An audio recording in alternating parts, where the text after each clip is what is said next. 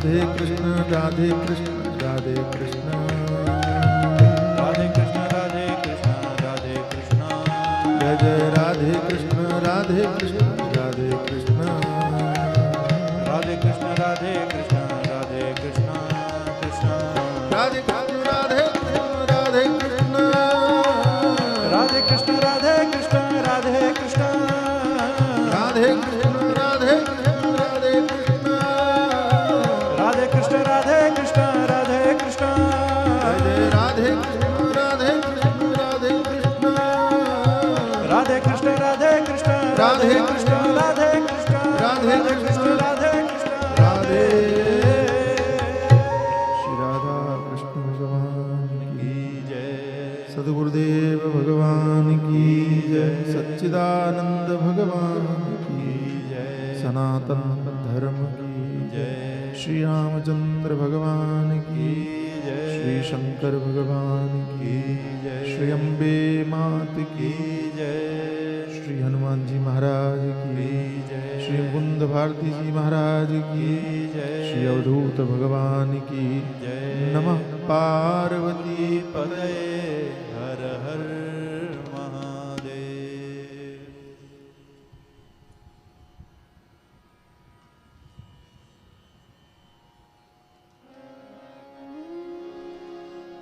नवधा भगति कहाँ तोय पाही नवधा भगति कहूँ तोय पाही नवधा भगति कहाँ तोहि पाही नवधा भगति कहूँ तोय पाही सावधान सुनो धरु मन माही सावधान सुनु धरो मन माही पंच मंत्र जाप मम दृढ़ विश्वासा मंत्र जाप दृढ़ विश्वासा मंत्र जाप मम दृढ़ विश्वासा मंत्र जाप दृढ़ विश्वासा पंचम भजन सु वेद प्रकाशा पंचम भजन सु वेद प्रकाशा छठम शील विरति बहु कर्मा छठम शील विरति बहु कर्मा निरत निरंतर सज्जन धर्मा निरत निरंतर सज्जन धर्मा जय सिया राम जय जय सिया राम जय सिया राम जय जय सिया राम जय सिया राम जय जय सिया राम जय सिया राम जय जय सिया राम जय सिया राम जय जय सिया राम जय सिया राम जय जय सिया राम जय सिया राम जय जय सिया राम जय सिया राम जय जय सिया राम जय जय सिया राम जय जय जय जय सिया राम जय जय सिया राम। भगवान श्री राम शबरी को नवधा भक्ति का उपदेश करते हैं। मैं एक जगह पढ़ रहा था, व्याकरण की दृष्टि से भज सेवायाम धातु से भक्ति बनता है। और विद्वान कहते हैं कि भज सेवायाम धातु में 3 प्रत्यय लगाते हैं तो भक्ति बनता है। व्याकरण की बातें जाने दो, जो समझने की बात है वो बड़ी प्यारी लगी है मुझे। धातु है भज सेवायाम भज, तो और भक्ति में जा नहीं है, का है ना। तो जा को का में बदला,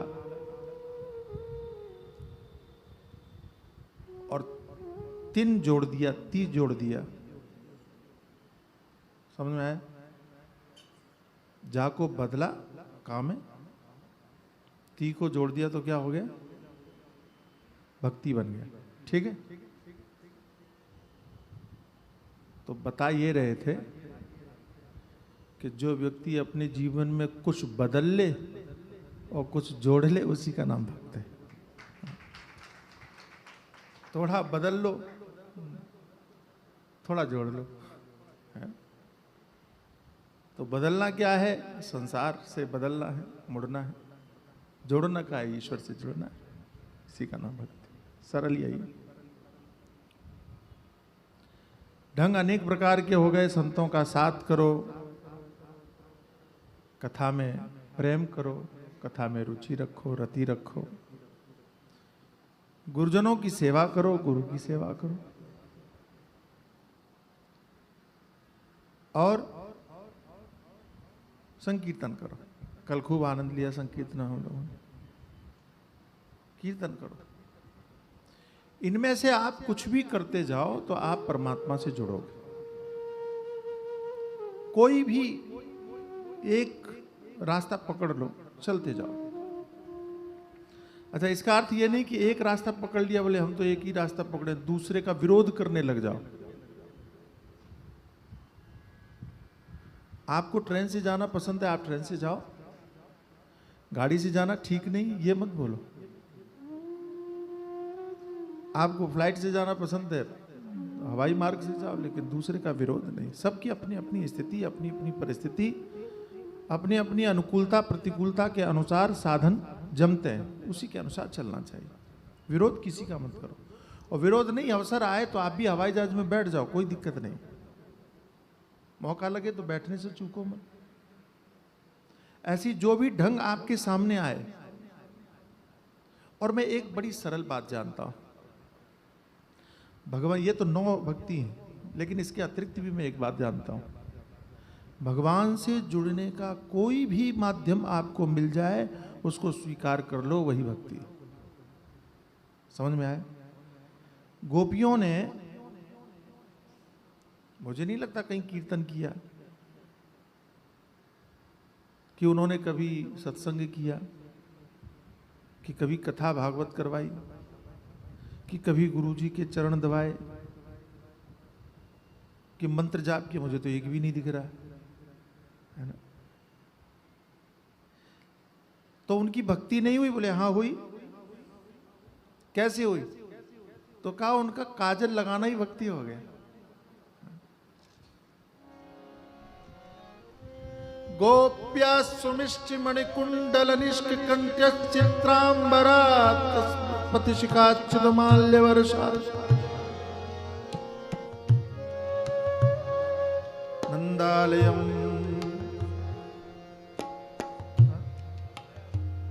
सबलया वृतीर्विरेज व्यालोल कुंडल पयोधर हार शोभा। मैं कई बार चकित होता हूं। ये बात सुना कौन रहा है मालूम है? भगवान सुखदेव, श्रीमद् भागवत। भगवान सुखदेव कहते हैं कि गोपियां भगवान से मिलने के लिए चली।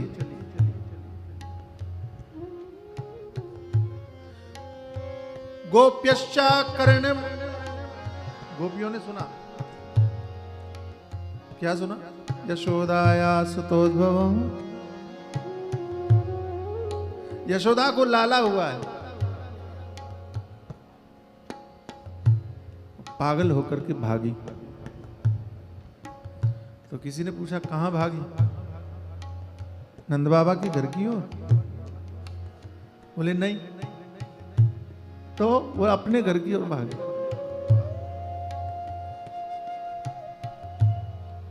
अपने घर की ओर क्यों भागी? बोले श्रृंगार करना था, सजाना था। तो भगवान से महत्वपूर्ण श्रृंगार हो गया। बोले ये गोपियों की भक्ति है भाई, थोड़ी अलग तरह की। गोपियों ने सोचा जीवन में कभी श्रृंगार नहीं किया, क्योंकि दिखाएं किसको?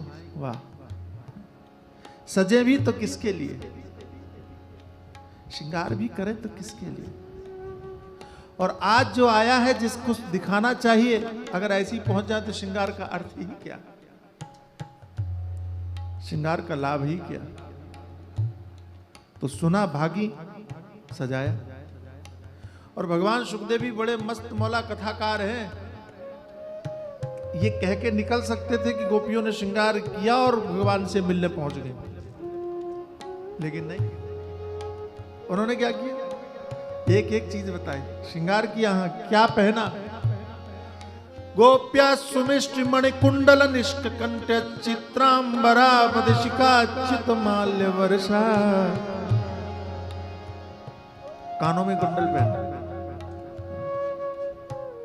बालों में वेणी लगाई, गले में हार पहना, आंखों में काजल लगाई, चित्रांबरा रंग बिरंगे वस्त्र धारण किए, सुंदर वस्त्र पहने।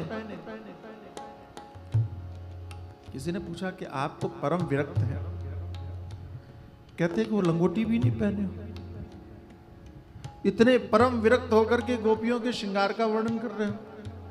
हमारे यहाँ महात्माओं में बड़ा ऐसा मानते हैं, स्त्री ने क्या पहना, कैसा कैसा, ये ज़्यादा देखना नहीं चाहिए, देखने की चीज़ नहीं। जो विरक्त महात्मा होते हैं अपनी टोली में जब बैठते हैं, उनकी बात आपको नहीं बतानी चाहिए, लेकिन आप भी हमारे परिवार हो तो बोल देते हैं।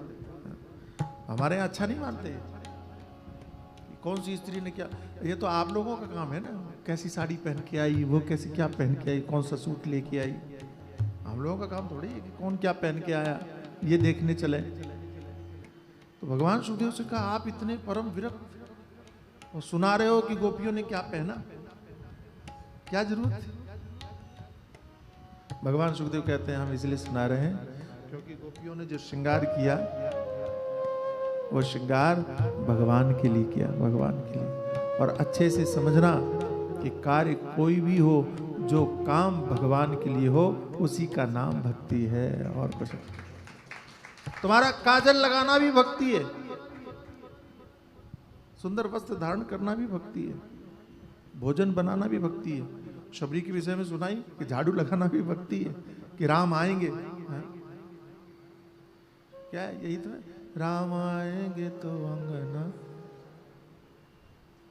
झाड़ू लगाना भी भक्ति, सजाना भी भक्ति। हम लोगों ने भक्ति को सीमित कर लिया, जड़ बना लिया थोड़ा सा। हमको लगता है यही करना एक भक्ति होगा, उसमें मन नहीं लग रहा है। अरे भाई, जिसमें मन लग रहा है उसको परमात्मा से जोड़ दो, इतना तो कर सकते हो ना। तुम्हें भोजन बनाने में बड़ा अच्छा लगता है तो भोजन भगवान के लिए बनाना शुरू कर दो, भक्ति हो गया। जो भी अच्छा लगता है उसको परमात्मा से जोड़ दो, यही भाव है, यही प्रेम है, यही अनुराग है, इसी का नाम भक्ति है। अच्छा, संसार से प्रेम करो तो क्या है? आसक्ति। संसार से प्रेम करो तो क्या है? बोलो, आसक्ति। आसक्ति, हमारे महात्मा एक विनोद कर रहे थे, ये आसक्ति, आसक्ति है, जा नहीं सकती, चिपक जाती है। प्रेम वही है, दिशा बदलने की आवश्यकता है। अगर संसार से किया तो आसक्ति, और ये भगवान से किया तो कुछ और, कुछ लाने की जरूरत नहीं है, जो है उसी को मोड़ने की जरूरत है, मोड़ने की आवश्यकता, मुड़ना पड़ेगा। हमारे महात्मा कहते हैं कि जो सन्यासी होते हैं, साधु होते हैं, उनको मुड़ना पड़ता है। इसको भी मुड़ना बोलते हैं ना, मुंडन, बाल मुड़ना पड़ेगा। तो विनोद में कहते हैं कि अध्यात्म के मार्ग में आओगे तो आपको मुड़ना पड़ेगा। मुड़ना पड़ेगा मतलब बिना मुड़े काम नहीं चलेगा, इसलिए मुड़ना पड़ता है। ये बाल निकालने का अर्थ है कि आप मुड़ गए, अब वो संसार वाले नहीं रहे, आप मुड़ गए। मुड़ गए मतलब समझ में आ रहा है ना, मुंडित भी हो गए और घूम भी गए, दिशा बदल गई। तो मूलतः भक्ति का अर्थ है दिशा बदलना, है ना। गोपियों ने वो भक्ति की, उसी तरह की भक्ति किया। नंदालयम सबलया व्रत व्रजती विरेजु। नंद बाबा के घर की ओर चली, कहती समूह में चली। इसका तात्पर्य यही है कि आप अपने संपूर्ण इंद्रियों के साथ भगवान का दर्शन करने के लिए जाएं, ये भाव दिखाया। परमात्मा महत्वपूर्ण है। तो महाराज क्या करें कि भगवान से जुड़ जाएं? एक और चीज है, मंत्र जाप। मंत्र जाप मम दृढ़ विश्वासा, मंत्र जाप मम दृढ़ विश्वास, मंत्र जाप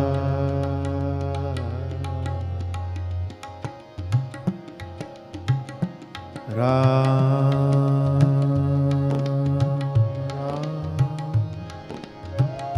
राम श्री राम।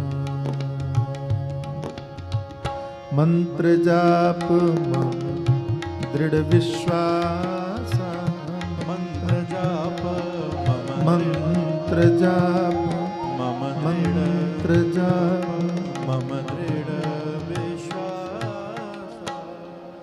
मंत्र जाप करो। मंत्र की बड़ी महिमा शास्त्रकारों ने कही। एक ऐसा माध्यम है जिस माध्यम से आप सीधे परमात्मा से जुड़ सकते हो। नाम स्मरण करो। जो गुरुजनों ने आपको मंत्र बताया है उसको गुप्त रख करके जप करो, गोपनीय रख करके जप करो, किसी को बोल के जप मत करो। कीर्तन चिल्ला करके करो। हे देव हे दयित हे भुवनैक बंधो, हे कृष्ण हे चपल हे करुणैक सिंधो, हा नाथ हा रमण, हे नाथ हे रमण, या हा नाथ हा रमण, हे नयना विराम, हा हा कदानो वितासि पदम दिशोर में। तो वो चिल्ला के करो, कीर्तन करो, पुकारो, चिल्ला के पुकारो। लेकिन मंत्र जाप करो तो अच्छा, दोनों का अंतर देखो कितना प्यारा है कि संकीर्तन में हम बाहर होकर के अंदर आते हैं, चिल्लाते हैं, और चिल्लाने से क्या होता है, जो शब्द निकलता है भगवान का, संकीर्तन का नाम निकलता है, वो गूंजता है। गूंज करके कहाँ जाता है? कानों के अंदर जाता है। तो कानों के अंदर से हम अपने मन को अपने ही अंदर लेके जाते हैं। बात आ रही है समझ में? समझ में आया? अच्छा, आपको पता है भगवान का वाहन क्या है? बोलो बोलो। गरुड़। गरुड़। अच्छा, गरुड़ जी के पंख पर क्या लिखा है मालूम है? वेदों के मंत्र लिखे, वेद मंत्र लिखे। मंत्रों पर बैठ करके, और भगवान तो हमारे यहाँ ऐसी मान्यता है कि मंत्र क्यों सुनने चाहिए, वेद पाठ क्यों करना चाहिए। आपके घर में पूजा पाठ होता है, पंडित आते हैं, वेद मंत्र बोलते हैं, बोले इससे क्या होता है? हमारे यहाँ मान्यता ऐसी है, गरुड़ जी के पंखों पर वेद मंत्र अंकित है। इसका अर्थ है कि भगवान मंत्रों पर बैठ करके यात्रा करते हैं।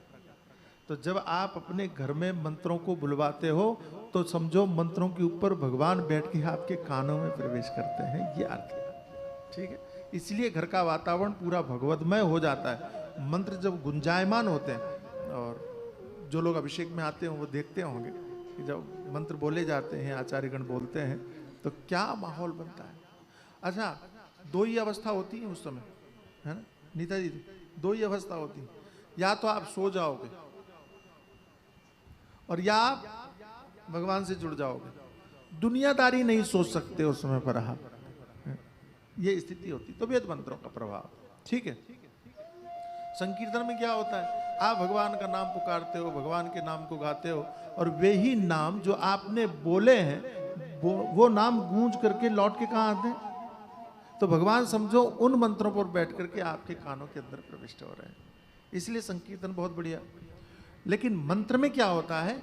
मंत्र में बाहर से हम कुछ नहीं लेके जा रहे, हम अंदर ही अपने मन को और मंत्र बोल करके और भगवान का चिंतन करते हैं। अंदर से ही अंदर की यात्रा का नाम मंत्र जप है?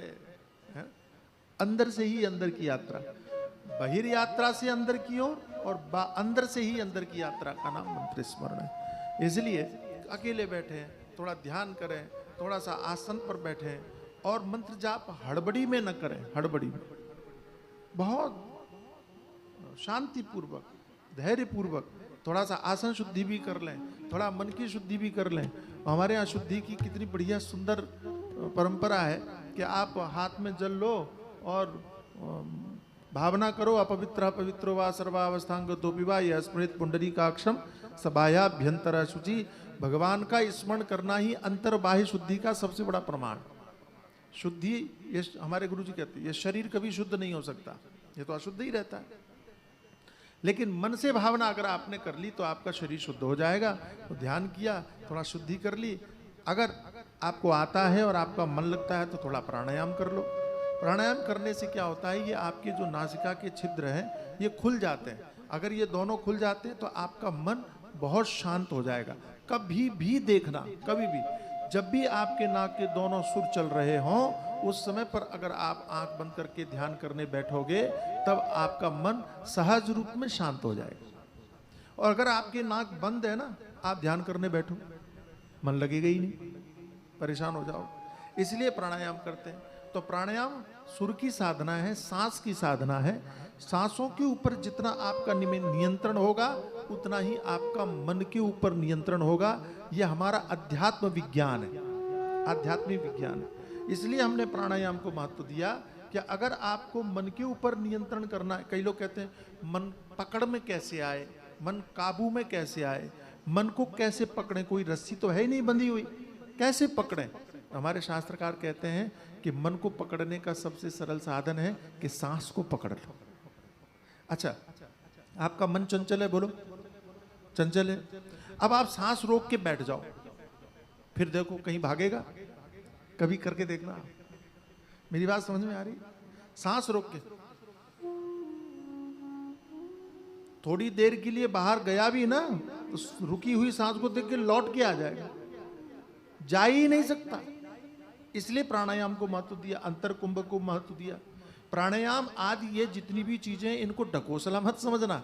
ये आपके साधन में, आध्यात्मिक जीवन में बहुत बड़े उपयोगी साबित हो सकते हैं, सिद्ध हो सकते हैं। इसलिए मैं कह रहा हूं कि यदि आपके पास समय है और वास्तव में आप चाहते हो कि मंत्र जप करते समय आपका मन शांत रहे, आप भगवान से जुड़ें, तो आपको प्राणायाम करना चाहिए। प्राणायाम करके और फिर आप बैठोगे, जितना आप अंतर कुंभक करोगे, अंदर सांस रोकने की अभ्यास करोगे, रोकने का अभ्यास करोगे, बाह्य सांस रोकने का अभ्यास करोगे, उतना ही मन आपका शांत हो जाएगा। जितने भी समाधि में लोगों को आपने देखा होगा, समाधि में सुना होगा, वे सब समाधि पुरुष सांस को रोक करके बैठ जाते हैं। इसलिए नियंत्रण। आपको क्रोध आता है, बोलो खत्म करना चाहते हो, सांस के ऊपर नियंत्रण करो। सिंपल सी बात, आप देख लो। बहुत गुस्सा आया, उसी समय गहरी सांस ली, अंदर रोक लिया, जितनी देर रोक सकते रोको, फिर बाहर छोड़ो, फिर अंदर सांस रोक करके बैठ जाओ, फिर बाहर छोड़ो, 3 बार ऐसा करो, क्रोध ऐसे छूमंतर हो जाएगा, पता नहीं चलेगा। लेकिन सही बात होता है, हम करना नहीं चाहते, हम केवल सुनना चाहते हैं। तो मैंने एक सज्जन से पूछा कि आप सुनना क्यों चाहते हो? बोले दूसरों को बताने के लिए, कि कोई पूछे गुस्सा है क्या करना चाहिए, तो ये करना चाहिए, इसके लिए हम सुनना चाहते हैं। अगर आप वास्तव में सीखना चाहते हो तो हमारे यहाँ बहुत से साधन है, बहुत से साधन है, जिन साधनों को आप कर सकते हो। तो प्राणायाम जो मन के ऊपर आपका पूरा नियंत्रण कर देगा। अच्छा चलो एक चीज और बताते हैं, सरल चीज बताएं, करोगे? ये लोग कह रहे पहले बताओ फिर सोच के देखेंगे। अरे सरल है भाई, मन के ऊपर नियंत्रण करना है कि नहीं, बोलो शांत करना है कि नहीं करना।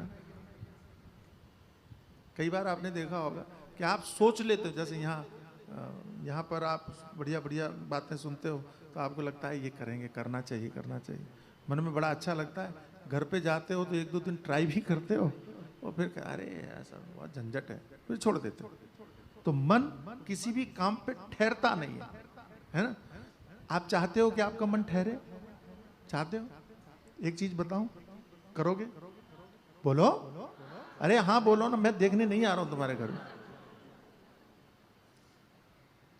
तो आप ये सवेरे सवेरे उठो, उठने के बाद ये जो नाक है, ये नासिका, इसको चंद्र नाड़ी बोलते हैं, चंद्र। और मन का चंद्रमा से बड़ा संबंध है। मन का देवता चंद्रमा, ये वेदांत में पढ़ाते हैं बुआ जी, मन का देवता। तो मन और चंद्रमा का बहुत संबंध है, बहुत संबंध। तो आपको क्या करना, ये नाक बंद करना है, केवल इससे सांस लेना। समझ में आया? दाहिना नाक बंद करना है, ये केवल इससे सांस लेनी है। कितनी देर? 5 मिनट। कितनी देर? और अगर आप अधिक लाभ चाहते हो तो पूरे दिन में थोड़ा भी टाइम मिले थोड़ा सा बैठ जाओ और आप 12 बार कर लो कि 14 बार कर लो, 10 बार कर लो, 5-5 मिनट मिला के। 1 घंटा होना चाहिए इसलिए 12 बार बोला। 5-5 मिनट मिला के करेंगे तो 12 बार करने से 1 घंटा हो जाएगा। आप देखो कितना बड़ा परिवर्तन आता है। समझ में आया? नहीं आया? करके देखो। इसको सीधे सांस लेना है, न जोर लगाना है, न उल्टा नहीं, दाहिना बंद करना है। ये दाहिना, राइट बोलते हैं, क्या बोलते हैं? दाहिना बंद करना है, बाएं से सिर्फ सांस लेना है। ताकत नहीं लगानी, जोर नहीं लगाना, जैसे सांस चल रही है वैसे ही चलने देना है। सांस को जाने दो।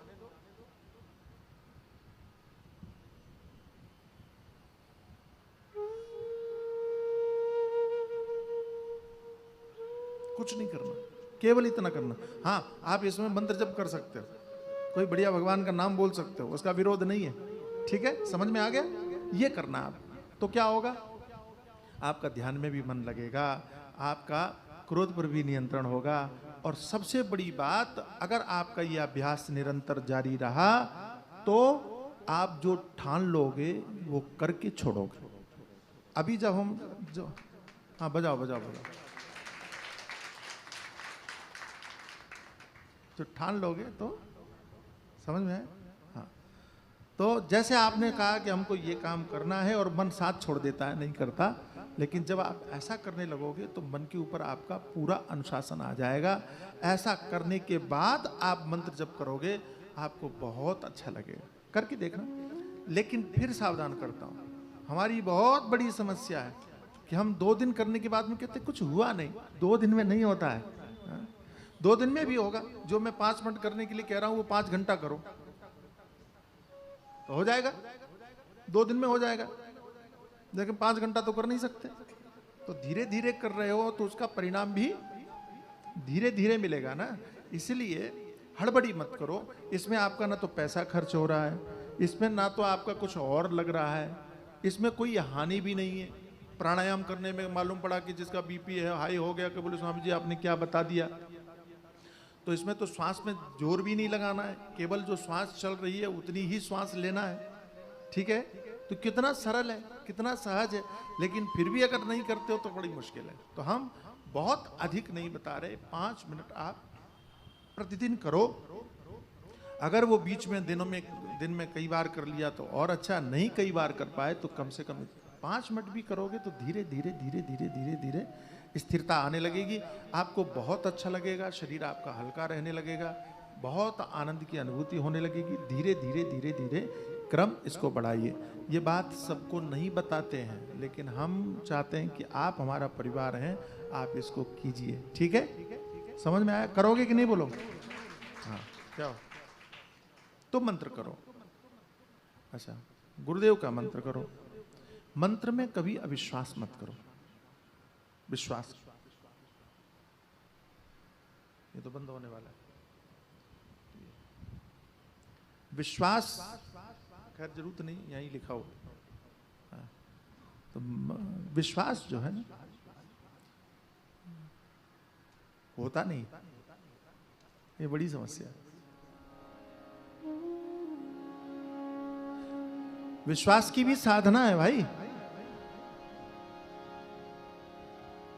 सती जी को विश्वास नहीं हुआ रामायण में, तो उनका विनाश हो गया,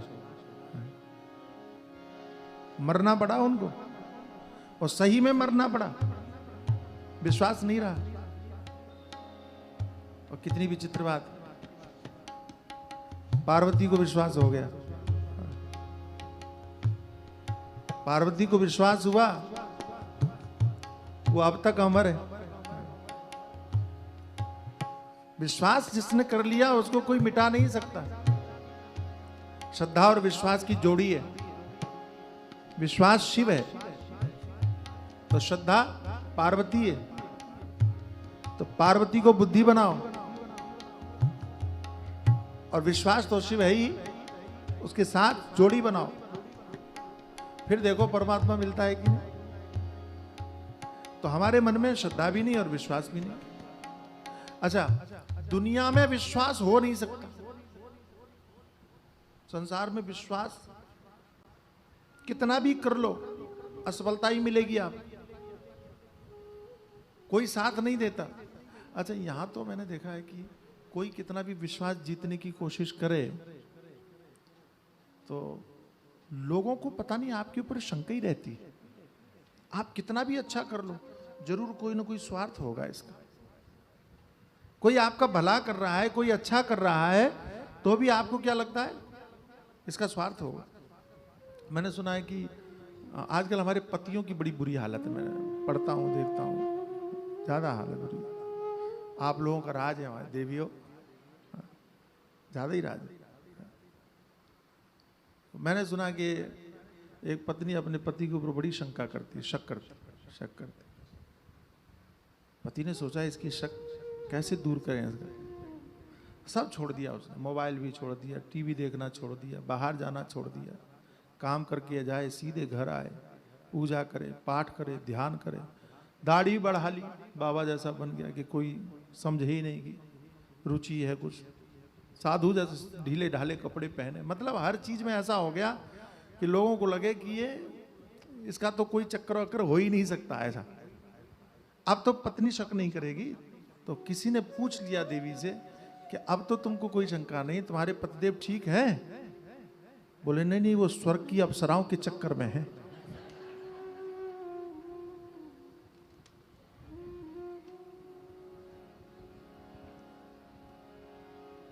कुछ हो सकता है?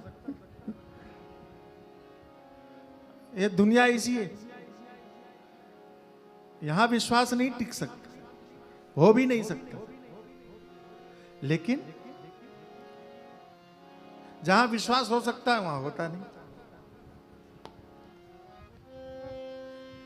अगर विश्वास करना है तो कर दुनिया के मालिक पर। कालो बढ़िया लगे,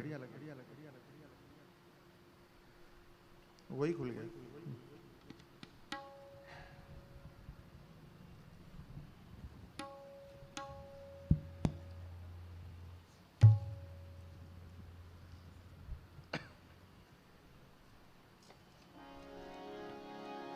उलझ मत दिल बहारों में, बहारों का भरोसा क्या।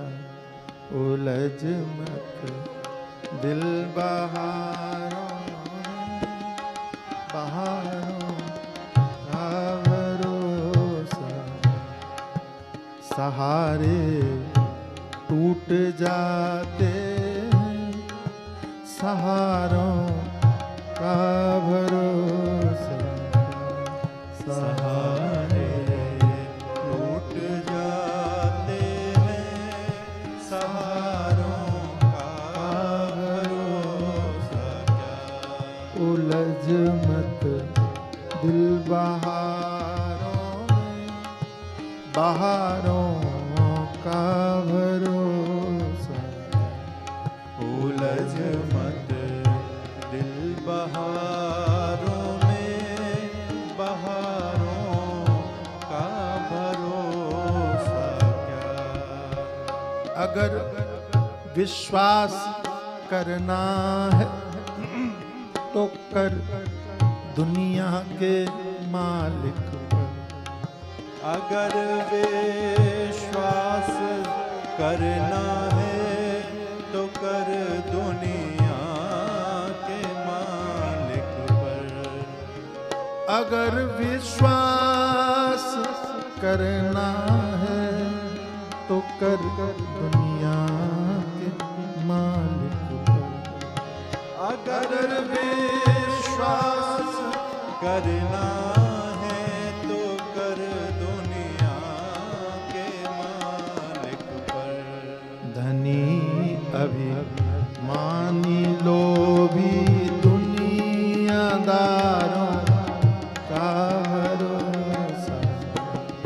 धनी अभिमानी लोभी दुनियादारों का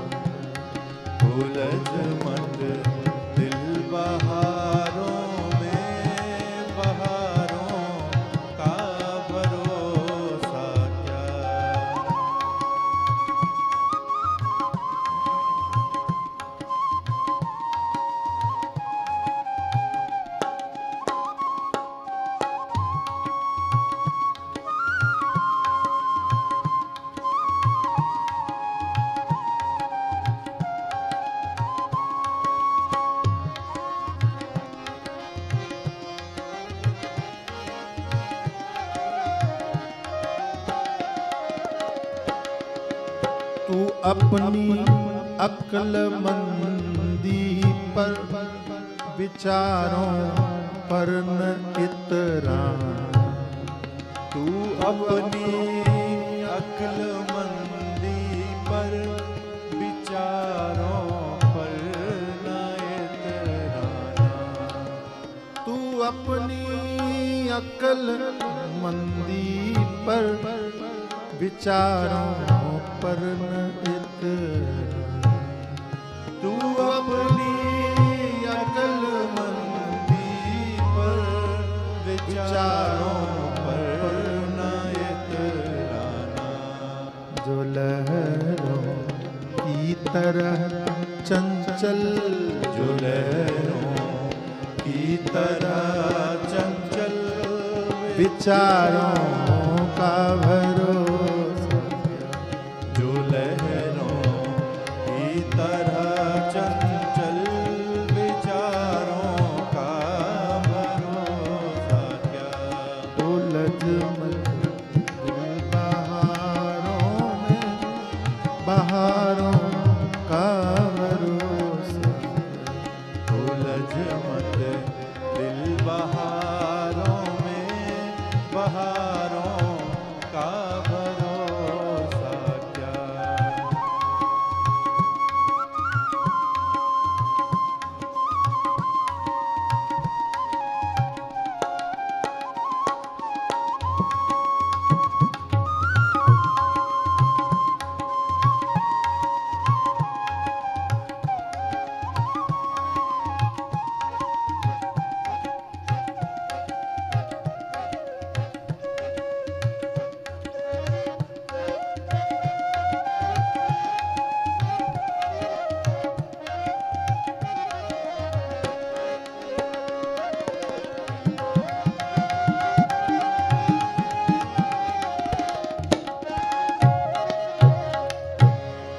परम प्रभु की शरण लेकर विकारों से सजग रहना। परम प्रभु की शरण लेकर विकारों से सजग रहना। परम प्रभु की शरण लेकर विकारों से सजग रहना। परम प्रभु की शरण लेकर विकारों से सजग रहना। कहाँ कब मन बिगड़ जाए, कहाँ कब मन बिगड़ जाए विकारों का भरोसा क्या।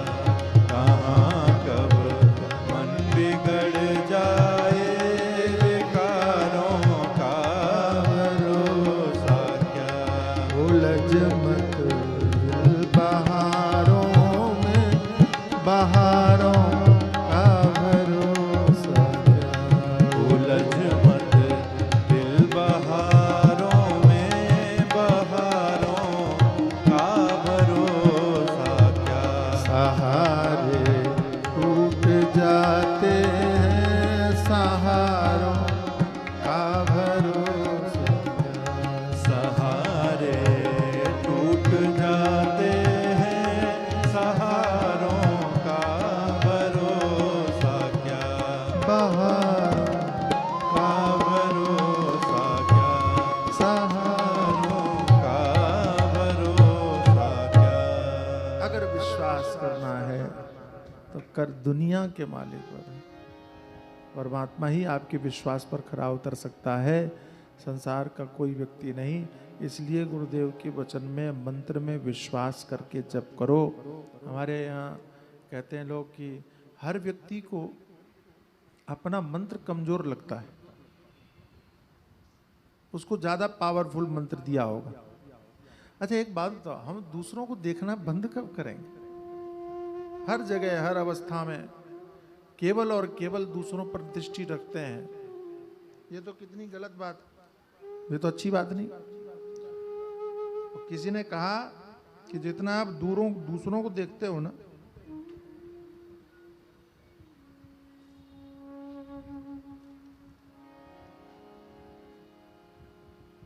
जितना दूसरों को देखते हो।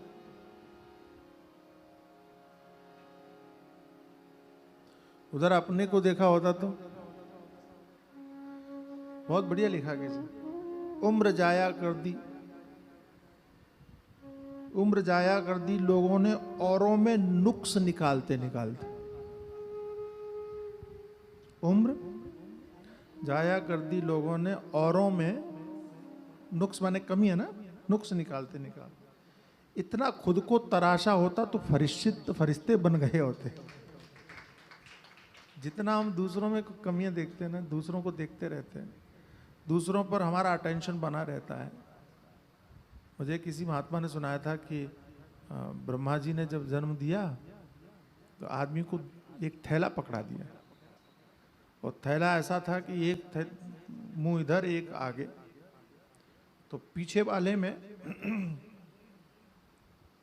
क्या भरना था? अपने नहीं, एक मिनट, गुण भरने थे पीछे वाले में, आगे वाले में अपने दोष, पीछे वाले में अपने गुण, ऐसे डाल के जाना था। इस मूर्ख आदमी ने क्या किया? उल्टा कर दिया, अपने दोषों को पीछे कर लिया, अपने गुणों को आगे कर लिया। तो हर आदमी को दूसरे के दोष दिखाई पड़ते हैं, अपनी खूबियां नजर आती हैं। और जबकि देखना क्या था? अपने दोषों को देखना था, दूसरों की खूबियों को देखना था, दूसरों की अच्छाइयों को देखना था। लेकिन हम इस उल्टे जगत में ऐसे फंसे कि मामला बिगड़ गया। तो दूसरों को मत देखो, कौन सा मंत्र है, कौन सा जप है, कौन सा ध्यान है, क्या कर रहे हैं, मत देखो। आपको केवल ये देखना है कि गुरुदेव ने आपको करने के लिए क्या कहा। अन्यस्य दोष गुण चिंतनमाश मुक्त्वा, इसका अर्थ यही है कि दूसरों में गुण भी मत देखो, दोष भी मत देखो। गुरुजनों ने जो आपको करने के लिए कहा वो आप करो। जो मंत्र दिया उस मंत्र का विश्वास पूर्वक, सर्वश्रेष्ठ मंत्र यही है ऐसा भाव मान करके उसका जप करो। और मंत्र सभी श्रेष्ठ ही होते हैं। अच्छा, फिर आपके मन में आएगा जब मंत्र श्रेष्ठ ही होते हैं तो फिर अलग अलग क्यों होते हैं? एक ही मंत्र होना चाहिए। अरे भाई, हम कोई अल्लाह मुल्ला वाले लोग नहीं है कि जहां एक ही डंडे से सबको पीटा जाता हो, कि एक ही डंडे को हाँक के चलाया जाता है। हमारे तो भगवान भी इतने प्यारे हैं कि उन्होंने लोगों की रुचि के अनुसार अपने रूप बना लिए। तो मंत्र एक कैसे हो सकता है, ये बताओ आप। और आपको पता है, हमारे यहाँ पुस्तक भी एक नहीं है, ग्रंथ भी एक नहीं है, वेद भी 4 हैं, चारों दिशाओं में। जो तुमको जैसी बात जहां अनुकूल पड़े, अपने अनुकूल उसको, और गुरुजन वो बताते हैं कि कैसे आपको करना है, कैसे जाना है, किस मार्ग से जाना है। तो सबकी प्रवृत्ति अलग अलग है, सबकी रुचि अलग अलग है। इस भाव से शास्त्रकारों ने अलग अलग साधन बताए, अलग अलग मंत्र बताए। और संसार में दूसरे कामों के लिए मंत्र अलग अलग हैं, देखो वो भी ध्यान रखना। किसी और उपाय, कोई चाहता है भाई हमारी दुकान नहीं चल रही है तो भैया चलो ठीक है, तुम्हारी दुकान चलाने के लिए भी कोई मंत्र बता देते हैं। किसी ने कहा कि हम उनके यहाँ विवाह नहीं हो रहा है तो भैया चलो ये भी कर लो, उसके लिए विधान अलग। लेकिन जो गुरु मंत्र है वो सीधे परमात्मा से जोड़ने का काम करता है, भगवान से जोड़ने का काम करता है। वो मंत्र गुरु जी ने जो आपको दिया है, उस मंत्र में तो अश्रद्धा अविश्वास कभी करना ही मत। वो सर्वश्रेष्ठ मंत्र है। आपकी योग्यता उपयोगिता को देखते हुए, वृत्ति प्रवृत्ति को देखते हुए गुरु जी ने सोच समझ करके ये आपको मंत्र दिया होगा। इस भाव से आप उस मंत्र का जप करो। और जितना जप करते जाओगे, जपा सिद्ध मंत्र जाप में दृढ़ विश्वास, दृढ़ विश्वास के साथ। नहीं, ये असर करेगा ही। विश्वासम फलदायकम, हमारे यहाँ विश्वास का ही फल होता है। मंत्र अशुद्ध भी होगा तो चलेगा, मंत्र गलत होगा तो भी चलेगा। आपने कहानियां खूब सुनी होंगी। एक देवी को मंत्र बता दिया और वो कहने लगी कि इसमें तो भैया हमारे पति का नाम आता है, हमारे यहाँ पहले पुराने समय में पति का नाम लेते नहीं थे। तो वो पप्पू के पापा करने लगी जब,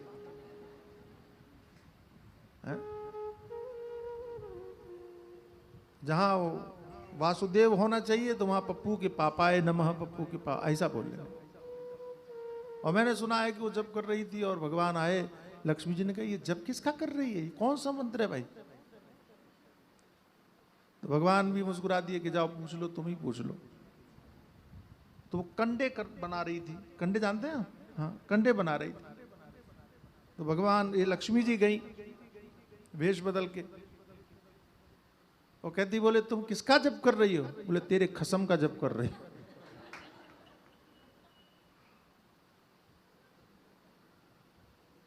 समझ में आया कि भावना हो, विश्वास हो तो कुछ भी बोल करके आप सिद्ध हो सकते हो। इतनी सिद्ध हो गई, उसको पता चल गया कि ये लक्ष्मी जी गांव की ठहरी थी, इसलिए उसने सीधी सीधी भाषा में बोल दिया। तो आप ऐसा मत समझो कि जो मंत्र हमको दिया है उस पावर नहीं है। अरे भाई, पावर मंत्र में, हर नाम में पावर है। पावर जो जनरेट करता है वो उसका नाम है विश्वास। सारे मंत्र पावरफुल है, लेकिन विश्वास का जब तक इंजन नहीं लगेगा तब तक वो पावर आपको सामने प्रकट होकर के नहीं देंगे। हर चीज में, चावल में शक्ति है, कच्चा खाओगे तो गड़बड़ हो जाएगा, उबाल के खाओगे तो शरीर को शक्ति देने का काम करेगा। हर चीज की एक विधा है। ऐसे ही मंत्र चावल की तरह रखे हुए हैं सामने, लेकिन विश्वास का भाप लगेगा तो वो मंत्र चावल की तरह सिद्ध हो जाएगा और आपको शक्ति प्रदान कर देगा। अच्छा, हमारे वैष्णवों में चावल पकना नहीं बोलते कि चावल पक गया। वैष्णवों क्या बोलते हैं? चावल सिद्ध हो गया, है ना, सिद्ध हो गया। रामकृष्ण परमहंस से किसी ने पूछा ये सिद्ध होने का अर्थ क्या है, सिद्ध किसे कहते हैं? तो चावल बन रहा था, बंगाल में वैसे भी चावल बनता है, तो उसमें हांडी में रखा था। उन्होंने कहा चावल निकालो, निकाला, ऊपर से लेके उन्होंने ऐसे ऐसे उसको मसला, तो थोड़ा सा भी कण बाकी था। तो परमहंस ने कहा कि अभी ये सिद्ध नहीं हुआ है, क्योंकि इसमें कण बाकी है, यानी अभिमान का एक भी कण बाकी रहेगा तो तुम सिद्ध नहीं हो सकते। पूरा गलना पड़ेगा भाई, पूरा गलना। और जब ऐसे किसी ने रगड़ा और पूरा खत्म हो गया तो समझो वो सिद्ध हो गया। ठीक है, तो मंत्र क्या है बोलो? चावल की तरह है, कच्चा रखा हुआ है, गुरुजी ने आपको दे दिया। अब विश्वास की भाप में उसको पकाना आपको। और अगर अग्नि जो है कम रहेगी तो चावल पकेगा, टाइम भी लेगा, पकेगा भी नहीं, बिगड़ भी जाएगा। तो कितनी आग रखनी है वो एक सीखना पड़ता है, समझना पड़ता है। तो विश्वास की अग्नि पर जिस समय पर आप वो भाप पैदा करोगे और आपका जब वो मंत्र पकेगा तब उसका फल भी मिलेगा, तब वो आपको शक्ति प्रदान करने वाला भी सिद्ध होगा। मुझे क्षमा करना, अगर मंत्र लेकर के और हमने विश्वास के साथ में जप नहीं किया तो हांडी पर चढ़ा तो हुआ है लेकिन हो कुछ नहीं रहा है। वो आप कहो कि मंत्र गलत दे दिया, गुरुजी मंत्र कभी गलत नहीं। अच्छा, गुरुजी मंत्र गलत दे देंगे तो गुरुजी को क्या मिलेगा? गुरुजी मंत्र क्यों देंगे, गलत क्यों देंगे भाई? ये तो सोचो। हमारे महात्मा पहले तो मंत्र देते ही नहीं थे। 4-4 चक्कर लगाओ, 15-15 चक्कर लगाओ, 20-20 चक्कर लगाओ। हमारे अवधूत भगवान, अरे गजब महात्मा। नैमिषारण्य गए, हम छोटे ही थे, 91 की बात है। और उनकी स्थिति देख के, उनकी अवस्था देख के, उनके स्वभाव को देख के, आज एक सेठ जी थे तो ब्राह्मण, बड़े संपन्न व्यक्ति थे, वो प्रभावित हो गए और चरण पकड़ लिए कि महाराज हम तो आपसे दीक्षा लेंगे। महाराज ने मना कर दिया कि हम नहीं देंगे। तो वो रोने लगे, बोले महाराज हम में कोई कमी है, कोई दोष है? नहीं, तुम में कोई कमी नहीं है। तो फिर तो कहा गुरु का कर्तव्य होता है कि जिसको दीक्षा दिया है उसका उद्धार करने की गारंटी गुरु की होती है। और अगर हम तुम्हारे यहाँ नैमिषारण्य में दोबारा आए ना आए कुछ पता नहीं आए तो हम तुमको उपदेश कैसे करेंगे, तुम्हारा मार्गदर्शन कैसे करेंगे, तुम्हारा भला कैसे करेंगे? इसलिए फिर जब हमको आना ही यहाँ नहीं है तो फिर हम तुमको दीक्षा दे करके चले जाएं, ये ठीक नहीं। मैं तो दंग रह गया, ऐसा भी होता है। लेकिन उन्होंने कहा महाराज आप एक बार मंत्र दे दो, अगर आप नहीं आ पाओगे, आप जहां होगे हम आ जाएंगे, लेकिन दीक्षा हम आपसे ही लेंगे। बोले नहीं। तब हमारे गुरुजी ने कहा, जो अभी है नैमिषारण्य, स्वामी जी आप इनको दीक्षा दे दो, आगे की इनकी जिम्मेदारी मैं लेता हूं। तब स्वामी जी ने दीक्षा दी। तो महात्मा तो दीक्षा देते नहीं थे पहले, अब तो दीक्षा का मार्केट जैसा हो गया है एक तरह से। हाँ, ये कहने में बड़ा खराब लगता है, बड़ा बुरा लगता है। हाँ, कि हजारों लोगों को बिठा के माइक से ऐसे मंत्र देते जैसे सब्जी बेच रहे हैं। हाँ, इस तरह की परंपरा हमारी नहीं है। तो मंत्र गुरु कभी गलत देगा नहीं। आप विश्वास रखिए। मंत्र जाप दृढ़ विश्वासा, पंचन भजन सुवेद प्रकाशा। और क्या है? छठ दम शील बिरत बहु कर्मा, छठ दम शील विरति बहु कर्मा, निरत निरंतर सज्जन धर्मा, निरत निरंतर सज्जन धर्मा, सातम सम मोहि मैं जग देखा, सातम सम मोहि मैं जग देखा, होते संत अधिक कर लेखा, मोते संत अधिक कर लेखा, जय सिया राम जय सिया राम, जय जय सिया राम, राम जय सिया राम, जय सिया राम, जय सिया राम, जय जय जय सिया राम। जय जय सिया राम, जय जय सिया राम। छठी भक्ति क्या है? छठदम शील बिरत बहु कर्मा। छठी भक्ति है, उसमें 3 चीजें बता दी, 4, दम, शील, बहुत कर्मों से वैराग्य, और सज्जन धर्मों में निरंतरता, निरत। दम क्या है भाई? वो दम मारो दम वाला दम नहीं है। दम का मतलब है शमदम बोलते हैं, शमदम उपरती तितिक्षा, जो षड संपत्ति है। तो दम का अर्थ है दमन, इंद्रियों को रोकना, इंद्रियों को ठहराना। हम लोग इंद्रियों के पीछे भागते हैं। हमारे महात्मा लोग कहते हैं, आप एक बात बताओ कि आपने घर में नौकर रखे हुए हैं,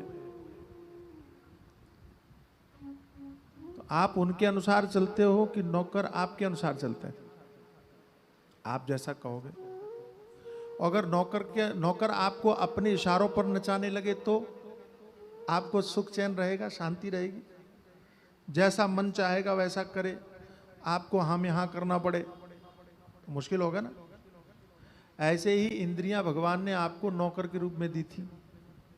जब आपका मन हो तब देखो, जब आपका मन हो तब सुनो, जब आपका मन हो तब जाओ, पैरों का उपयोग करो, जब आपका मन हो तो लेना देना करो। ये सब इंद्रियां क्या थी? आपके लिए नौकर थी। लेकिन आपने इनको इतना सिर पे बिठा लिया, इतना सिर पे बिठा लिया कि अब ये आपके कहने से नहीं चलती, अब ये अपने कहने से आपको चलाती। तो टीवी देखने की इच्छा है तो उन्होंने कहा चलो टीवी देखो, तो आप सारी काम छोड़ करके टीवी देखने चले गए। कानों से कहा, कानों ने कहा आपको ये गाना सुनो, तो आप वो गाना सुनने लगे। पाँव ने कहा कि नहीं नहीं सत्संग भवन में नहीं जाना है, यहाँ जाना है, तो वहाँ चल दिए। तो जहाँ जहाँ इंद्रियों ने कहा वहाँ वहाँ आप भाग के चले गए, तो नौकरों के गुलाम आप हो गए, इसलिए आपको चैन नहीं है। शास्त्र का सीधा सिद्धांत है, आपको अगर अंदर में शांति नहीं है तो उसके कई कारण हो सकते हैं। उन कई कारणों में एक कारण यह भी है कि आप इंद्रियों के गुलाम हो गए, इसलिए आप शांत नहीं हैं।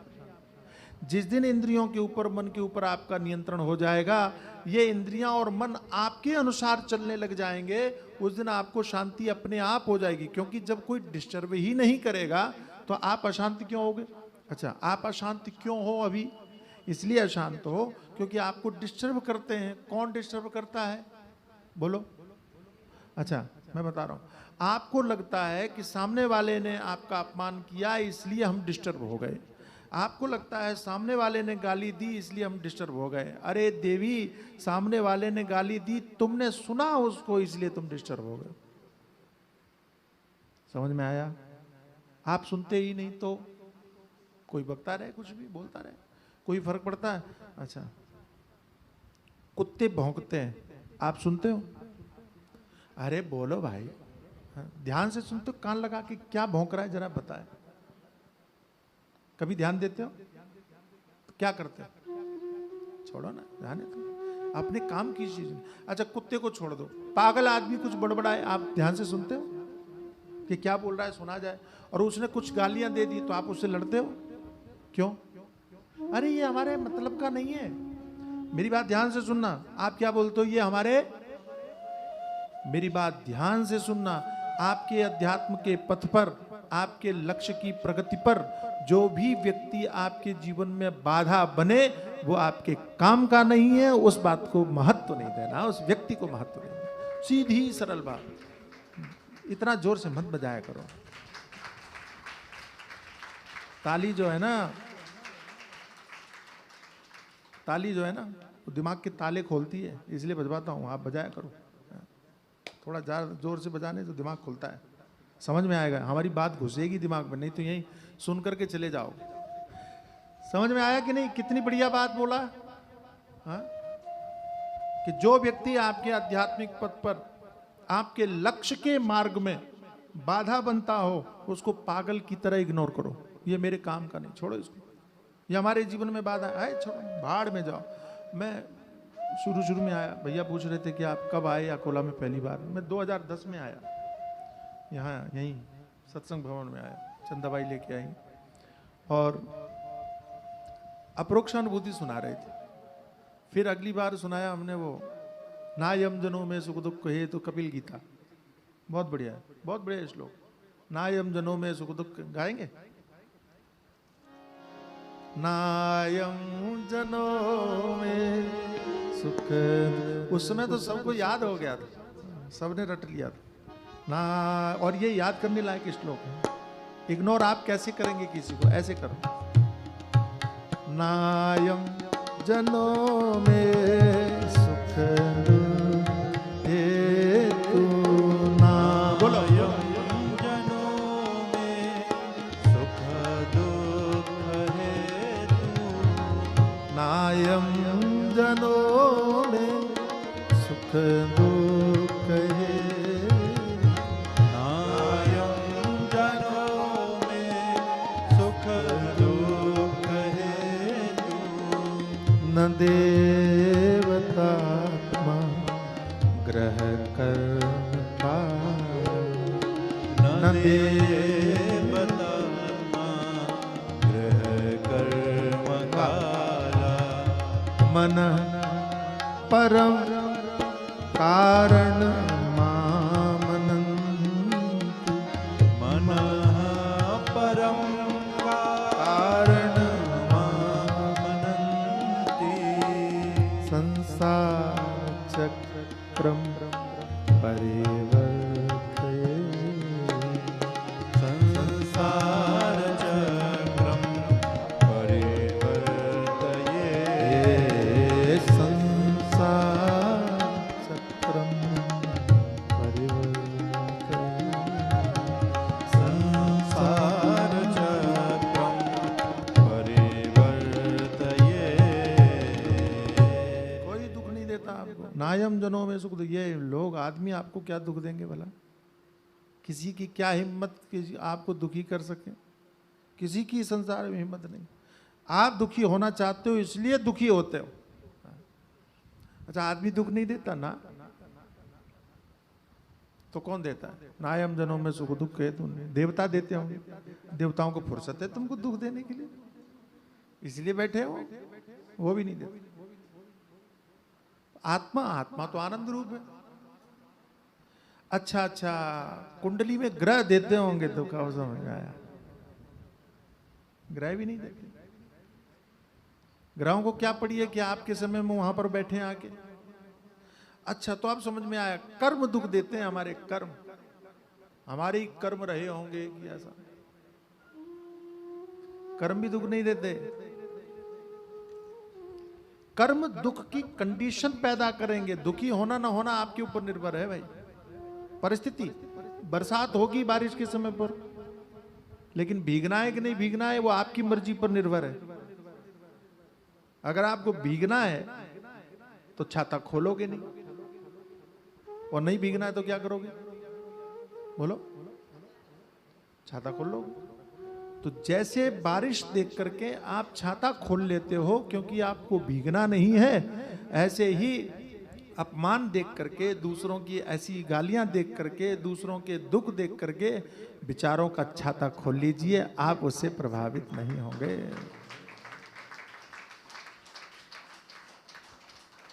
लेकिन लोग भी बड़े विचित्र। बरसात हो रही है और कहीं जाना है तो वो छाता हाथ में लिए हैं और दौड़ के जाते हैं। अरे भाई, देखा है आपने कि नहीं देखा? छाता हाथ में लिए हुए हैं और दौड़ के जा रहे, फिसल जाओगे, गिर जाओगे। छाता हाथ में तो खोल लो भाई। एक से मैंने कहा कि खोल लो भाई, बोले भीग जाएगा।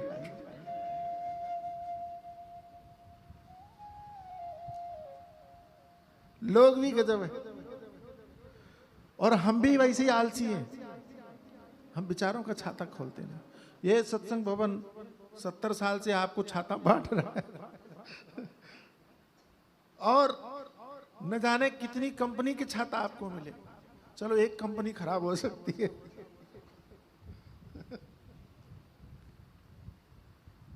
अगर आप कहो कि नहीं ये छाता ही ठीक नहीं था तो एक कंपनी गड़बड़ हो सकती है ना। यहां कितनी कंपनी आई है बताइए। कितने सारे संत, कितने सारे महात्मा, और सब अलग अलग तरह के छाते लाए, इसलिए कि आप इस संसार की विपरीत परिस्थितियों में भीगे ना। समझ में आ रहा है?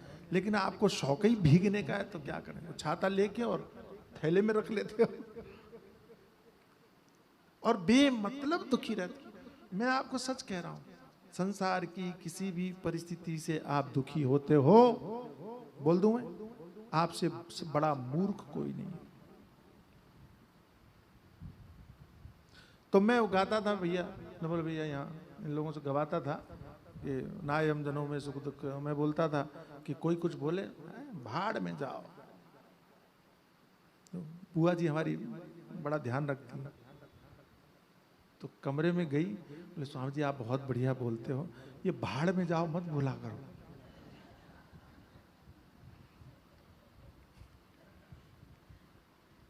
अब इनको मैं क्या बोलता, लेकिन मैंने मन में बोल लिया।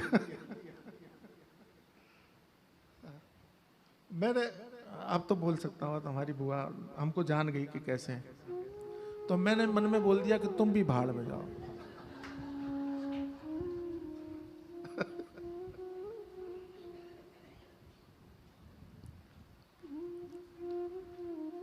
क्षमा करना, मेरी बात समझ रहे ना? हमें क्या लेना देना है, किसको बुरा लग रहा है? हमको कोई रिश्तेदारी करनी है, कोई संबंध निभाना है? हम आपका कल्याण चाहते हैं। हम आपको, मैं बताऊं, आप कल्याण भी दूर की चीज है भाई। कल्याण देना न देना भगवान की मर्जी है, वो दें कि नहीं दें, अपने धाम में बुलाएं, कहाँ भेजें वो जाने, उनका आपका संबंध होगा जो होगा। लेकिन मैं क्या चाहता हूं बताऊं आपको, मैं आपको मुस्कुराते हुए देखना चाहता हूं। सच बता रहा हूं, आपको खुश देखना चाहता हूं, आपको प्रसन्न देखना चाहता हूं। बाकी सारी बात में भाड़ में जाने दो, कोई महत्वपूर्ण बात नहीं हमारे लिए, कोई बात महत्वपूर्ण नहीं। कौन क्या सोचता है, कौन क्या देखता है, कौन क्या करता है, हमें क्या लेना देना। हमने अपने माँ बाप की फिक्र नहीं की, हमने किसी और की फिक्र नहीं की। अगर फिक्र करनी होती तो हम महात्मा बन पाते, बोलो, ये साधु बन पाते कि हम अगर दुनिया की फिक्र करते? काय के लिए फिक्र? और ध्यान रखना, महात्मा अगर बोलने में फिक्र करने लगे, वो महात्मा कभी बन ही नहीं सकता। अगर हमको ये फिक्र होने लगे कि आपको क्या अच्छा लगेगा वो सुनाऊं, तो मैं आपको कल्याण की बात कैसे सुनाऊंगा भाई?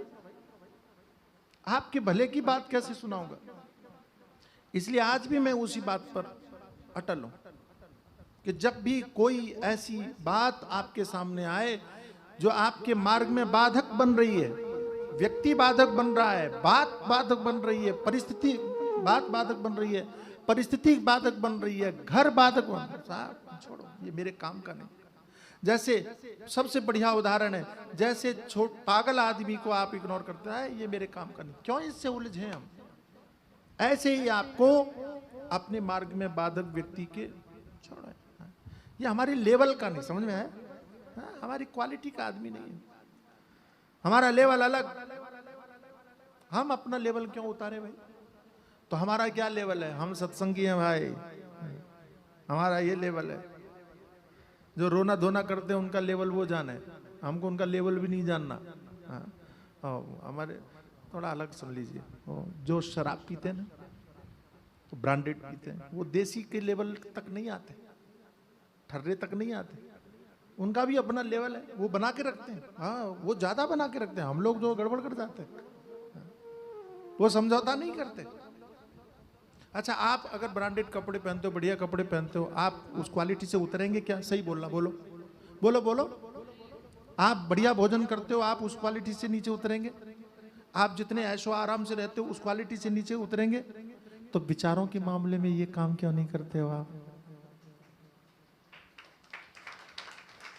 विचार के लेवल पर आप समझौता करने के लिए क्यों तैयार हो जाते हो? आज से यहीं से ठान लो, आज के बाद बोल दूं, विचारों के लेवल पर कभी भी अपने लेवल को उतारोगे नहीं आप, भाड़ में जाने दो। और कोई अगर बोले भी, और किसी ने आपसे कहा, अच्छा लोग बड़े विचित्र हैं, दूसरा बोले दूसरा भड़काने आ जाता है, तुम्हारे साथ बड़ा बुरा हुआ, अच्छा तुम ठीक करोगे?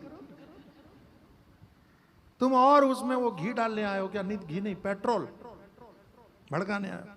कोई आपको बोले कि उसने आपके साथ में बुरा किया, तो आप सीधे बोलो हमारे लेवल का नहीं, छोड़ो उसको, तुम भी लेवल की नहीं, जाओ यहां से।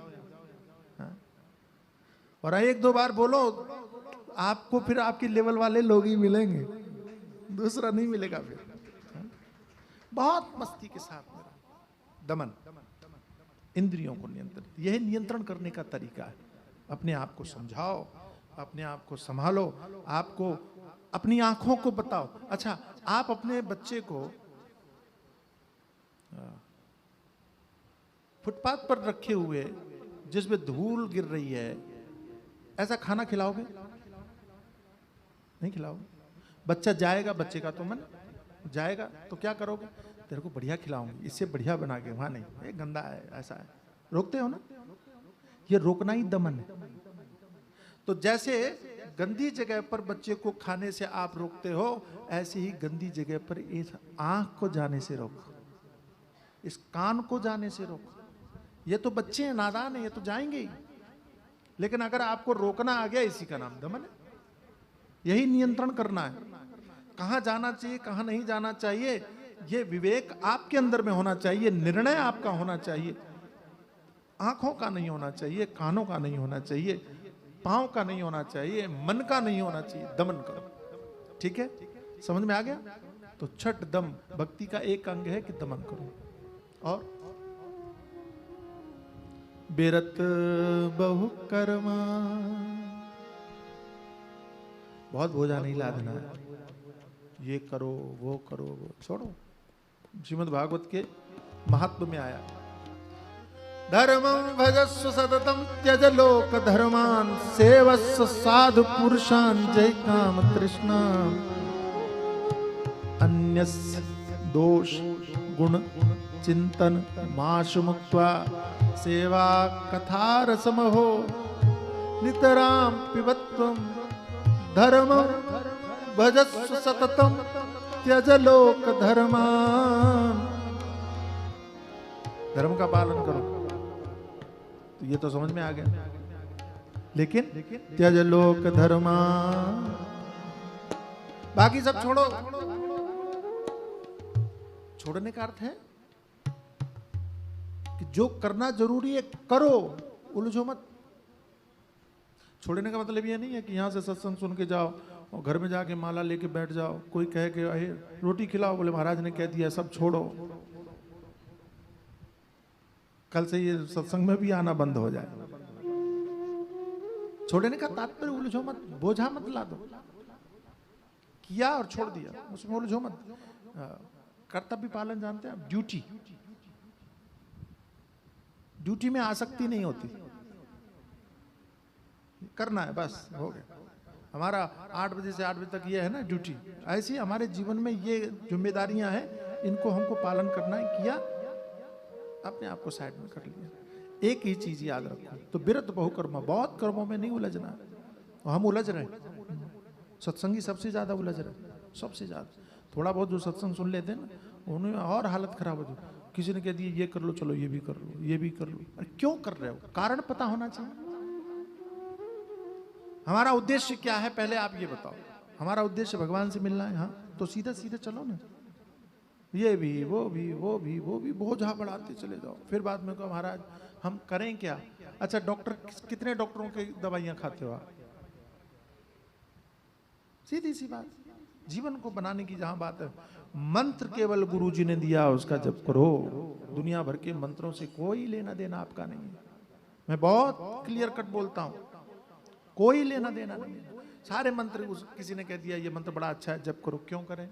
इससे भगवान मिलेंगे? नहीं जी, गुरुजी ने दिया है, उसी मंत्र से भगवान मिलेंगे। तुम्हारा मंत्र बहुत अच्छा है, हम उस मंत्र का सम्मान करते हैं, लेकिन हमारे गुरुजी ने जो मंत्र दिया है ना, हम उसी का जप करेंगे। कितनी बढ़िया बात। ये निष्ठा है।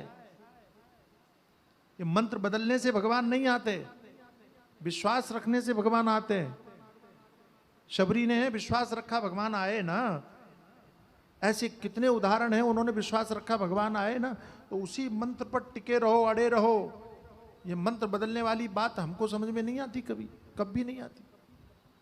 और जो मंत्र बदल कर अपने आप को कहे हमने भगवान को पा लिया, वो सबसे बड़ा झूठा आदमी, ठीक नहीं है। निष्ठा ही यहां प्रमाणित करती है। आप निष्ठा ही सबसे बड़ी चीज है। इसलिए जो गुरुजी ने कहा वो हम करेंगे। विरत बहुकर्मा, बहुत झंझट मत पालो, सीधा सीधा जब जीवन रखो, ठीक है।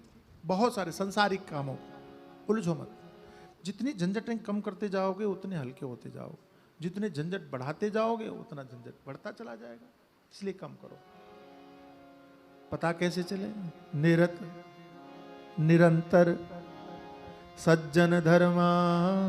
इस पंक्ति ने यह साबित कर दिया कि विरत बहु कर्मा जो वाली बात लिखी थी वो दुनिया भर के कर्मों की बात थी। दुनियादारी में रिश्तेदारी निभाते हो ना, बहुत ज्यादा करना पड़ता है, जाना पड़ता है, ऐसा करना पड़ता है, वैसा करना पड़ता है। स्वामी जी आपको तो पता नहीं है। अरे तुमसे ज्यादा पता है हमको, इसलिए हम ठीक है।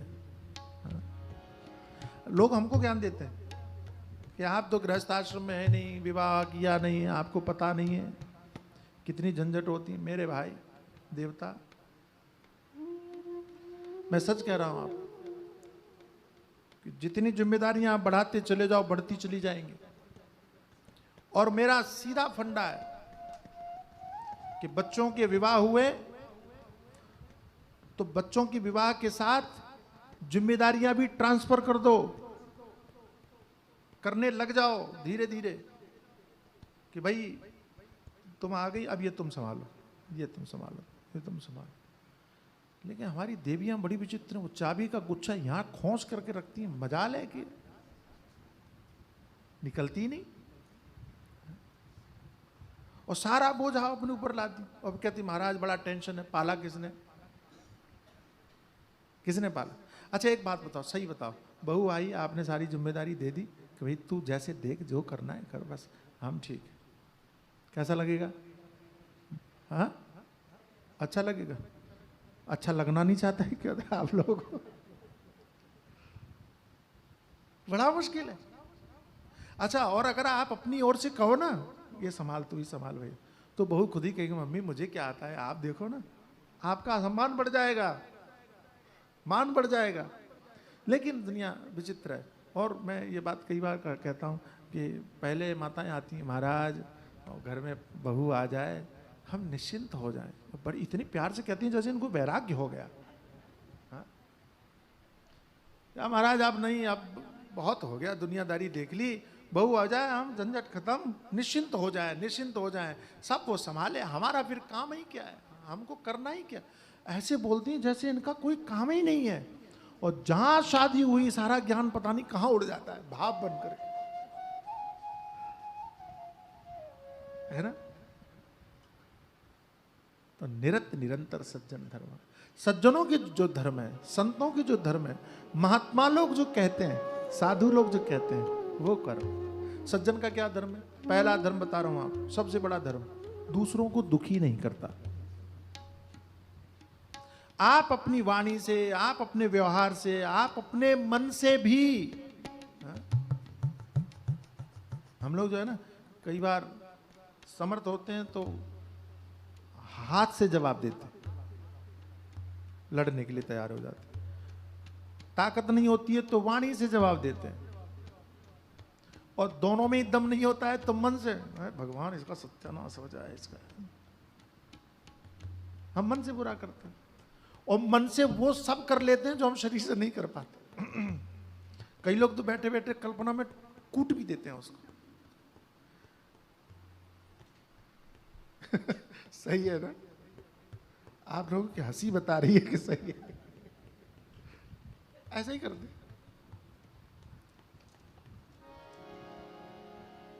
लेकिन धर्म क्या कहता है? निरत निरंतर सज्जन धर्मा। क्या धर्म है? परहित सरिस धर्म नहीं भाई, परहित सरिस धर्म नहीं भाई, पर पीड़ा सम नहीं अधमाई, पर पीड़ा सम नहीं, पर पीड़ा सम नहीं, पर पीड़ा सम नहीं अधमाई। दूसरों को दुख देना सबसे बड़ा धर्म है। दूसरों का हित करना, कल्याण की कामना करना सबसे बड़ा हित है। तो सज्जन धर्म सबसे बड़ा यही है कि आप सबका भला चाहो। कोई आपका बुरा करने, ये सामाजिक हमारी बात है ना। कोई आपका बुरा सोचे, ये भगवान इसका भी उद्धार करना, कल्याण करना, बेचारा भटका हुआ है, कहीं भटक गया, हे प्रभु हे ईश्वर इनका भी भला हो। मैंने वो सुना है ना, एक महात्मा थे और नाव में जा रहे थे, कुछ दुष्ट लोग उनका मजाक उड़ाने लगे और महात्मा ने कुछ नहीं जवाब दिया। तो मुंडित थे, बाल नहीं थे सिर पे, तो एक ने चिढ़ करके और जूता मारा, बोले इनकी चांद बड़ी चमक रही है, जूता मारेंगे तो बड़ा अच्छा लगेगा, ऐसा करके जूता मार दिया। महात्मा फिर भी कुछ नहीं बोले। भगवान से सहन नहीं हुआ तो भगवान ने आकाशवाणी की और कहा कि महात्मा से कहा कि अगर आप कहो तो मैं नाव पलट दूं, इनको डुबो दूं। महात्मा ने सुना, हाथ जोड़ लिए कि हे प्रभु अगर आप देख ही रहे हो तो, और अगर आप कुछ पलटना ही चाहते हो तो नाव मत पलटो, इनकी बुद्धि पलट दो ताकि इनका भला हो जाए। ये साधक है, सज्जन धर्म ये है। हम बड़ी ज्ञानी बात करते हैं, बड़ी बड़ी बातें करते हैं, हाँ? ऐसा लगता है कि ब्रह्म के अलावा सब झूठा है, सब कुछ सत्य है, ब्रह्म ही सत्य है। एक इतनी ऊंची ऊंची बातें करते हैं, लेकिन उलझते कहाँ हैं? छोटी छोटी बातों में उलझ जाते हैं। किसी ने कुछ कह दिया, हमें बड़ा बुरा लगा, किसी ने कुछ कह दिया, अरे हमारे साथ अच्छा नहीं हुआ, किसी ने, छोड़ो ना, जाने दो। क्या करना है? हे प्रभु इसका उद्धार, इसका कल्याण हो, इसने हमारे साथ ऐसा किया, हे ईश्वर इसका भी भला हो। अगर आप ऐसा सोचो कि भगवान अंधा है, दिखेगा नहीं उसको, भगवान बुद्धिमान है कि नहीं, कि भाई ये कितना बढ़िया है, सामने वाला दुखी कर रहा है, ये कह रहा है कि नहीं प्रभु इसका भी कल्याण करना, तो किसका कल्याण होगा बोलो? भगवान से अगर आपने ये प्रार्थना किया, हे प्रभु उसने मेरे साथ बुरा किया और आप उसका, मुझे बुरा तो लगा लेकिन आप उसका कल्याण करना, भगवान कहे नहीं ये तो बहुत बढ़िया है, ये तो उसका भी कल्याण चाहता है, तो इसी का कल्याण पहले होना चाहिए। आपकी प्रसन्नता का मार्ग भगवान प्रशस्त करेंगे, आपकी खुशी का रास्ता भगवान बना करके देंगे, अगर आप ये नियम अपना लो कि जो आपका बुरा करेंगे। और सारी निष्ठा, सज्जन धर्म एक और है, सारी निष्ठा, सारा समर्पण ईश्वर के लिए हो। सब जगह कर्तव्य पालन करते हुए हमारी भावना और धारणा केवल एक ही हो, क्या? कि हे प्रभु हमने आपको, आपके अपने आप को हमने आपके सामने समर्पित कर दिया, हमें संभाल लो। कई बार हम गिर जाते हैं, भटक जाते हैं, लेकिन आप हमको उठा लो, संभाल लो, बचा लो, है ना?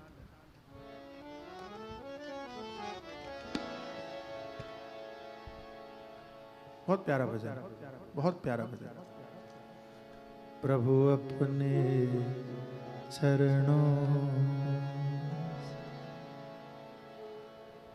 आप भगवान से कहिए, इसको बोलिए, प्रभु अपने चरणों से अब तो न टालो, गिरा जा रहा उठा लो उठा लो प्रभु अपने चरणों से अब तो न टालो गिरा जा रहा हूं उठा लो प्रभु अपने चरणों से अब तो न टालो गिरा जा रहा उठा लो गाइए प्रभु अपने चरणों से अब तो न टालो गिरा जा रहा उठा लो अगली बार ये नहीं कहेंगे केवल आप लोग आप भगवान से बोलिएगा हाँ? प्रभु अपने चरणों से अब तो न टालो गिरा जा रहा उठा लो प्रभु अब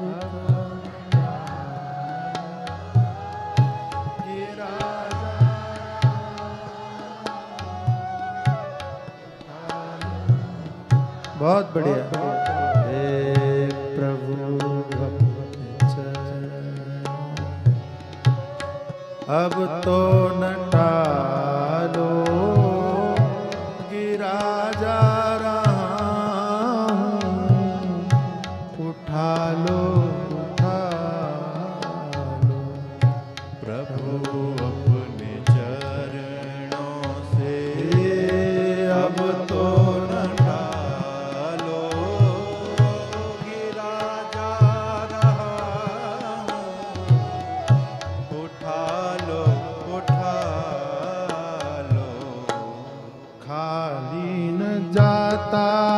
कोई घर से तुम्हारे खाली न जाता कोई घर से तुम्हारे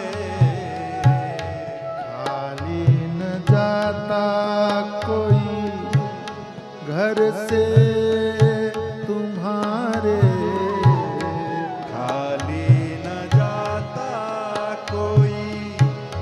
घर से तुम्हारे द्वारे खड़ा हूँ नन्ही बाहें पसार द्वारे खड़ा हूँ नन्ही बाहें पसार दोबारा कहिए द्वारे खड़ा हूँ नन्ही बाहें पसारे द्वारे खड़ा हूँ नन्ही बाहें पसारे चरणों की सेवा चरणों की सेवा में लगा लो गिरा जा उठा लो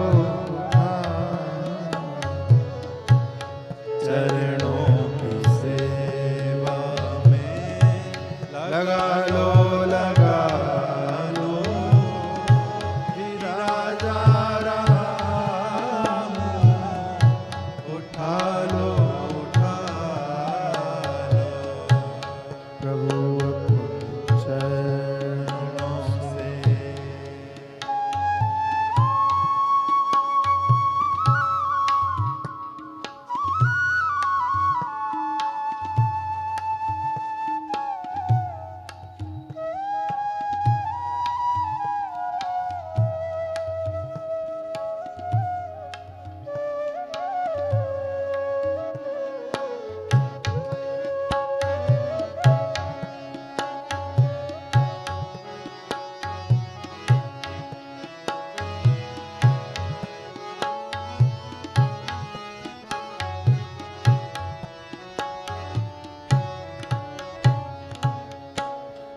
भटक रहा हूँ मैं कैसा ये फेरा, भटक रहा बोलिए बोलिए कैसा ये फेरा, भटक रहा हूँ मैं कैसा ये फेरा, भटक रहा हूँ मैं कैसा ये फेरा, थक भी चुका हूँ कोई न मेरा, थक भी चुका हूँ कोई न मेरा, ये पगलड़ खड़ा है, ये पगलड़ खड़ा है, संभालो संभालो गिरा जा रहा हूँ, उठा लो उठा, ये पगलड़ खड़ा है, संभालो संभालो गिरा जा रहा हूँ, उठा लो उठा लो प्रभु अपने चरणों में, अब तो न टालो गिरा जा रहा हूँ, उठा लो उठा लो प्रभु अपने चरणों से अब तो न टालो, गिरा जा रहा हूँ, उठा लो उठा प्रभु चरणों से अब तो न टालो गिरा जा रहा हूँ, उठा लो उठा प्रभु अपने चरणों से अब तो न टालो गिरा जा रहा हूँ, गिरा जा रहा हूँ, गिरा जा रहा हूँ, उठा लो उठा प्रभु अपने चरणों से अब तो न टालो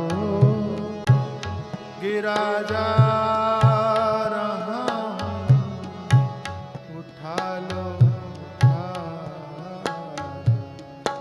प्रभु अपने चरणों से अब तो न टालो, गिरा जा रहा हूँ, उठा लो उठा लो। ये कहिए यही सज्जन धर्म है कि जो परमात्मा के प्रति समर्पित हो जाए, यही सज्जन धर्म है कि जो ईश्वर के प्रति आस्था रखे, यही सज्जन धर्म है कि जो ईश्वर को ही सर्वोपरि माने। कोई संबंध बड़ा नहीं, कोई व्यक्ति बड़ा नहीं, कोई परिस्थिति छोटी बड़ी नहीं, कोई बड़ा है संसार में तो केवल भगवान। यही भाव आपको बचाएगा माताओं देवियों, मैं सच कह रहा हूं, यही भाव आपको बचाने का काम करेगा। बाकी जितनी बातें हैं कुछ भी सुना दो, कोई मतलब नहीं है। यदि आपके मन में भगवान के प्रति ऐसा दृढ़ विश्वास नहीं है, मैं कैसे कहूँ, आप शबरी को कोई दुखी कर पाया क्या? बोलो बोलो बोलो। अच्छा, क्या शबरी को दुखी करने वाले लोग थे? नहीं, कम थे, बहुत थे। प्रहलाद को दुखी करने वाले लोग थे? नहीं थे ना। मीरा को छोड़ो, उन युगों की बातें, तुम इसी युग की बात करो, कलयुग की बात करो। मीरा को तंग करने वाले लोग थे? नहीं क्या थे ना। मीरा दुखी हुई तो हम क्यों नहीं मीरा बन पाते हैं भाई? हम क्यों नहीं शबरी बन पाते हैं? हम क्यों नहीं प्रहलाद बन पाते हैं? सबके जीवन में वैसी परिस्थितियां आती हैं। और मैं पुनः कहता हूं, कितनी भी ज्ञान की बातें सुना लो, कितनी भी भक्ति की बातें सुना लो, कितनी भी चीजें सुना लो, जब तक ये भाव समझ में नहीं आएगा आपकी समस्या खत्म नहीं होगी। वो आपकी कृपा समोसे में नहीं अटकी है, मालूम है ना? समोसे में नहीं अटकी, समोसा खाने से कृपा आने लगेगी, नहीं जी। तुम्हारे यहीं अटकी, गले में तुम्हारे अटकी है। तुम खुद भी मानने के समझने को तैयार नहीं हो, इसलिए परेशान हो। शबरी परेशान नहीं हो सकती तो हम परेशान क्यों होते हैं ये बताओ आप। कोई कारण बता दो हमको, एक कारण बता दो। मीरा परेशान नहीं हो सकती, हम परेशान क्यों हो जाते हैं? आप कहो जी वो तो घर से चली गई इसलिए मुक्त होगी, तुम घर से बाहर जाके और परेशान हो जाओगे। ऐसा मत समझ लेना कि घर से चले जाएंगे तो मीरा की तरह हम खुशी हो जाएंगे। मीरा घर में भी परेशान नहीं थी। ध्यान से समझ में आ रहा है ना? आप ऐसा मत समझना कि मीरा ने घर छोड़ा। मीरा ने छोड़ा? सही बताओ आप, शायद हो सकता है मुझे जानकारी नहीं हो मीरा के बारे में, आपको तो पता है मीरा ने घर छोड़ा? बोलो, आप तो एकदम बिल्कुल पत्थर बन जाते हो। मीरा ने घर छोड़ा? नहीं। मीरा ने शिकायत किया, भगवान से कहा कैसे घर में भेज दिया, मैंने तो आपको पति बनाया था, कहां बांध दिया, कहा? और आप कहने से नहीं चूकते हो, आप भगवान को बोल भी देते हो, कहां बांध दिया, कहां पटक दिया, ऐसा बोलते हो।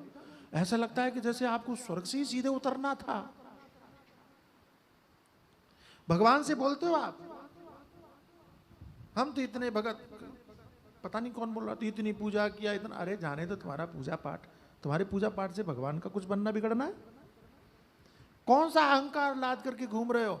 हमने इतना पूजा किया, इतना पाठ किया, हमें क्या मिला? तो तुमको कुछ मिलने के लिए करना था, मत करो, आज से बंद कर दो, सब छोड़ो। भगवान ने कहा कि क्या बोलो कि तुम हमारी पूजा करो, हमको मानो, हमारी सेवा करो, बोला एक बार भी नहीं बोला ना। किसके ऊपर एहसान जता रहे हो, क्यों जता रहे हो? तो मेरे भाई, देवताओं, देवियों, अब यहां देवता सीमित हैं तो क्या करूं, समझना है मेरी बात।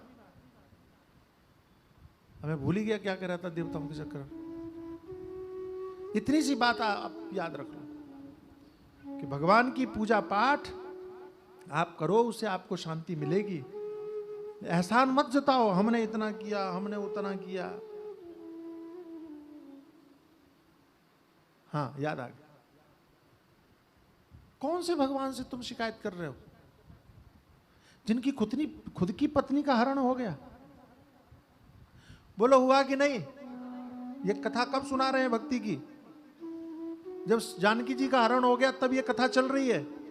यह है धर्म कि पत्नी चली गई फिर भी ज्ञान का उपदेश हो रहा है, सत्संग हो रहा है। इसे अध्यात्म कहते हैं कि तुम्हारे घर में समस्याएं हो फिर भी तुम आप बैठ करके सत्संग करो, तब आप भक्त हो, और तब मैं आपको भक्त मानता हूं, तब भगवान प्रसन्न होते हैं।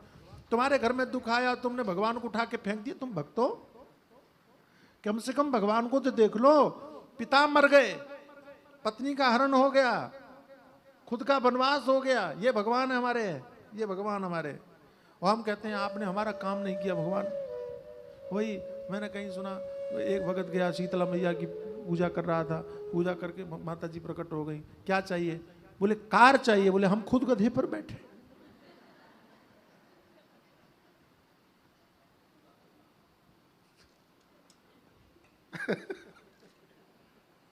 देवता तो सही चुनना था।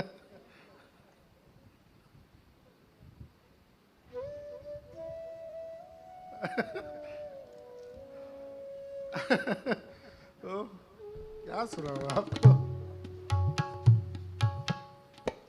हमारा धर्म बहुत क्लियर है। हमारा भ्रम दूर नहीं हुआ है तो दोष हमारा है। संसार की समस्याओं का समाधान करने के लिए भगवान के पास नहीं जाना है।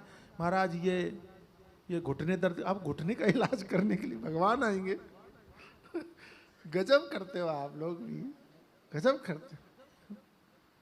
भगवान ने अश्विनी कुमार बनाए, वैदराज बनाए, इसीलिए बनाए कि आपका इलाज ये लोग करेंगे। ठीक है, हाँ ईश्वर कृपा करे, ठीक है। नहीं करे तो क्या भगवान नहीं है? अभी नहीं, तो भगवान से क्यों मिलना चाहिए? आनंद के लिए मिलना है। तो कहा महाराज जब दुनिया में बाहर दुख रहेगा तो आनंद कैसे मिलेगा? हम कहते हैं बाहर सुख कर देंगे तुम सुखी हो जाओगे। आपको पता है, टाइम हो गया है, मैं देख रहा हूं, बस 2 मिनट और। आपको पता है स्वर्ग में चला गया एक आदमी, स्वर्ग में। अब कहते हैं स्वर्ग में दुख नहीं होता, स्वर्ग में घुटनों में दर्द नहीं होता, पता है? स्वर्ग में भूख नहीं लगती, स्वर्ग में पसीना नहीं निकलता। ये दुनिया के जितने भी झंझट दुख हैं, ये शारीरिक कष्ट जितने, स्वर्ग में एक भी नहीं है। ठीक है, स्वर्ग में चला गया और जैसे ही बैठा, जिस कुर्सी पर बैठा, अगली वाली कुर्सी पर पड़ोसी बैठा था, वहीं मर गया बेचारा। बोले थोड़ा सा पुण्य और कर लेते तो इससे आगे वाली मुझे मिल जाती। अब वो स्वर्ग में भी सुखी रह सकता है क्या? बोलो। आपको लगता है कि संसार की परिस्थिति ठीक हो जाएगी तो हम सुखी रहेंगे? तुम सबसे बड़े भ्रम में जी रहे हो। अरे आप कहते हो कि घुटने दर्द नहीं करेंगे तो हम सुखी हो जाएंगे। अरे जिनके दर्द नहीं हो रहे हैं वो सुखी हैं क्या? उनसे पूछ लो कि भैया तुम्हारे घुटने कैसे है? हमारे घुटने बहुत ठीक। सुखी हो? अरे मर रहे हैं जी।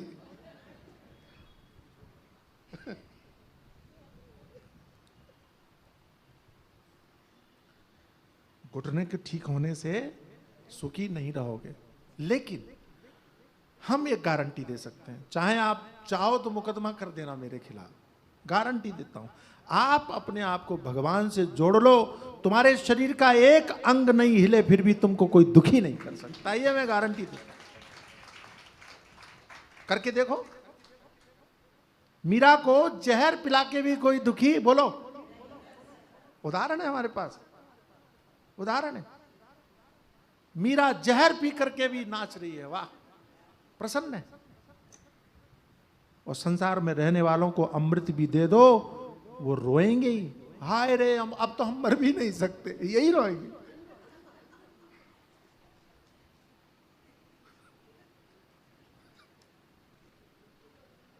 छोड़ो, जाने दो सब।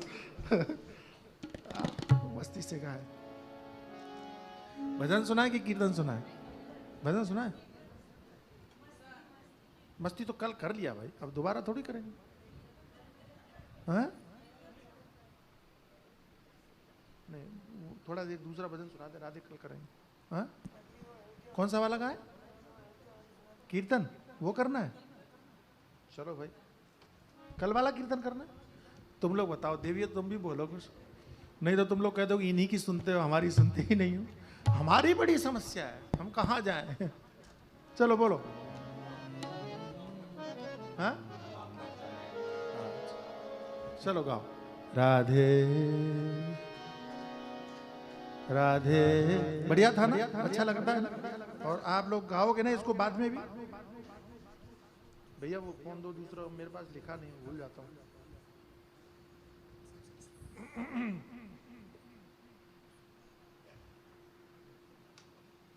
कल पूरा करेंगे हम, कल पूर्ण दिवस है। हमारी चंदा बुआ के लिए ताली बजाओ जरा।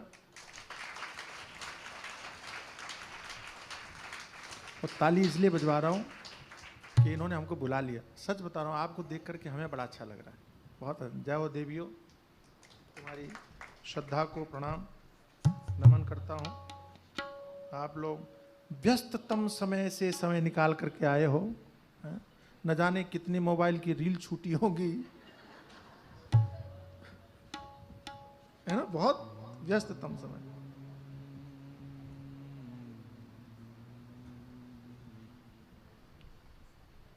आइए, बहुत बढ़िया, गाइए मस्ती के साथ।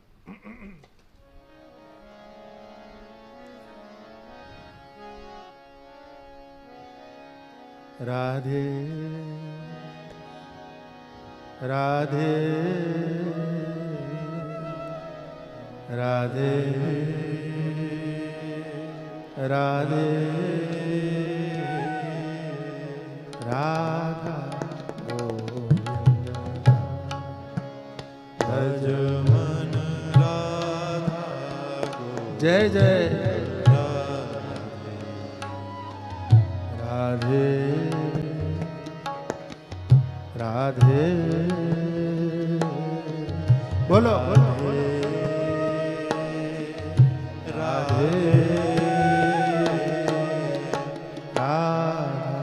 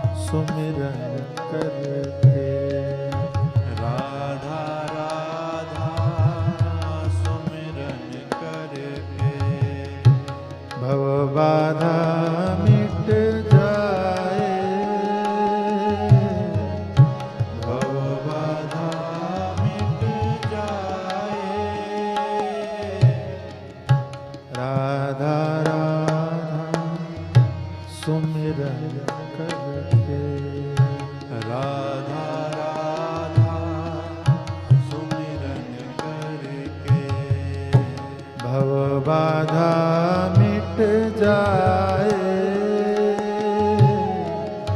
भव बाधा मिट जाए। राधे राधे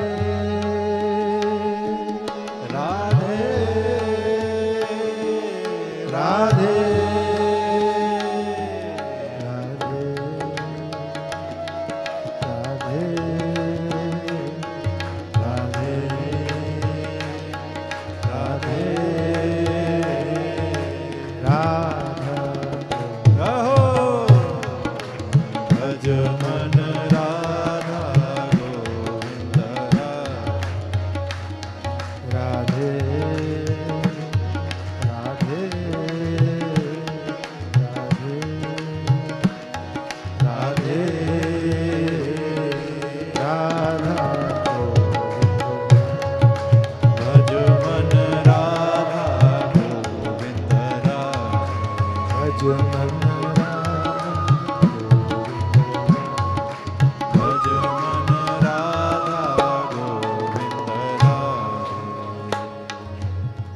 क्षण भंगुर जीवन की सांसें, क्षण भंगुर जीवन की सांसें, क्षण भंगुर जीवन की सांसें, क्षण भंगुर जीवन की सांसें, इन्हें न वृथा गवाओ, इन्हें न वृथा गवाओ। क्षण भंगुर जीवन की सांसें, क्षण भंगुर जीवन की सांसें, इन्हें न वृथा गवाओ,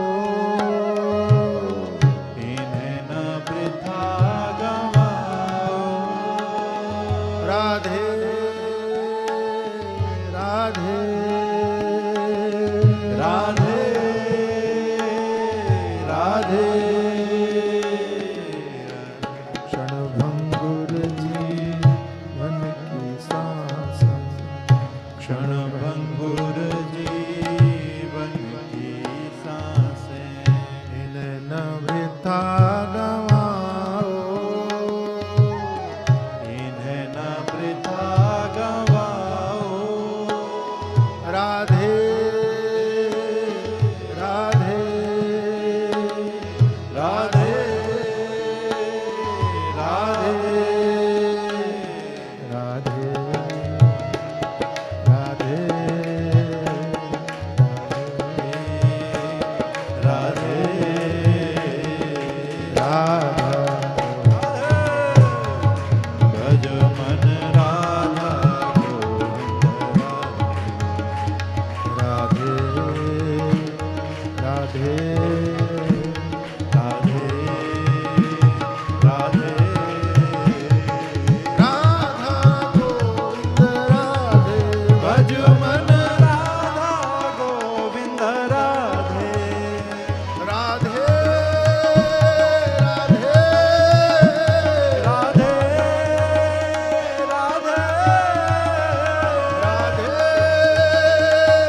राधे राधे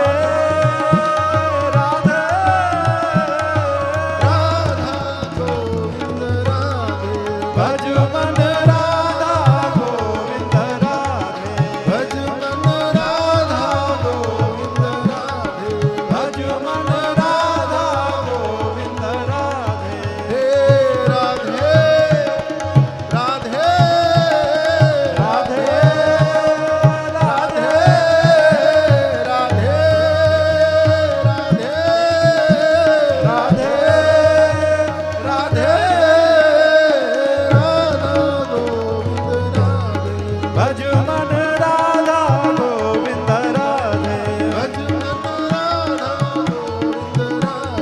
भज मन राधा